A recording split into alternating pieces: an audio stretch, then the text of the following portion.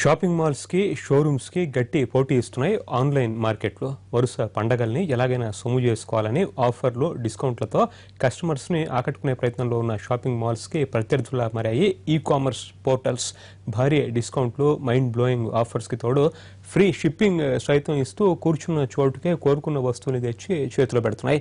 ఈ పండగ సీజన్లో ఈ పోర్టల్స్ ద్వారా ఏకంగా 52,000 కోట్ల రూపాయల వ్యాపారం జరుగుతోందని అంచనా వేస్తోంది అసోచామ్.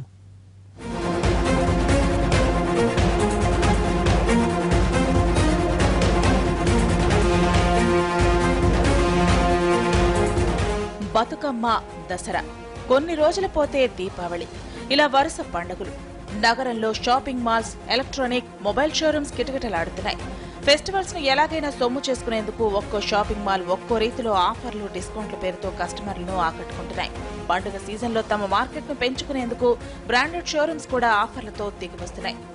షాపింగ్ మాల్స్ కు గట్టి పోటీనిస్తున్నాయి ఆన్లైన్ మార్కెట్లు. భారీ డిస్కౌంట్లు, ఆఫర్లతో నెటిజన్లను ఆకట్టుకుంటున్నాయి. షాపింగ్ మాల్స్ తో పోలిస్తే వందల రకాల మోడళ్లలో బట్టలు, షూస్, ఎలక్ట్రానిక్ గూడ్స్, మొబైల్స్ అందించడంతో పాటు కస్టమర్లు కూర్చున్న చోటుకే వస్తువులను తెచ్చి పెడుతున్నాయి. దీంతో బిజీ లైఫ్ కు అలవాటు పడిన నెటిజన్లు షాపింగ్ మాల్స్ కంటే ఆన్లైన్ మార్కెట్లనే ఆశ్రయిస్తున్నారు.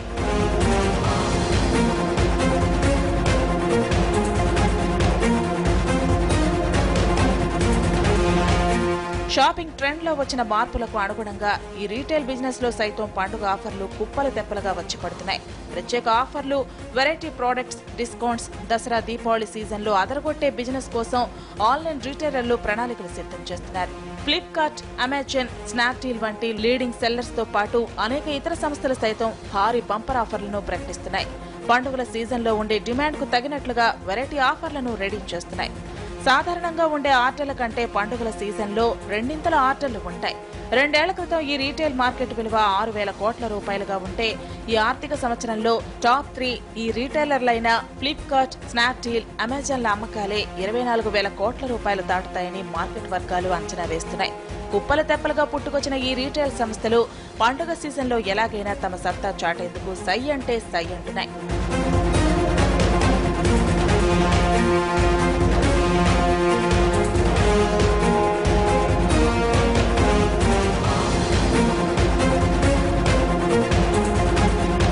ఈ పండుగ ఇవి న్యూస్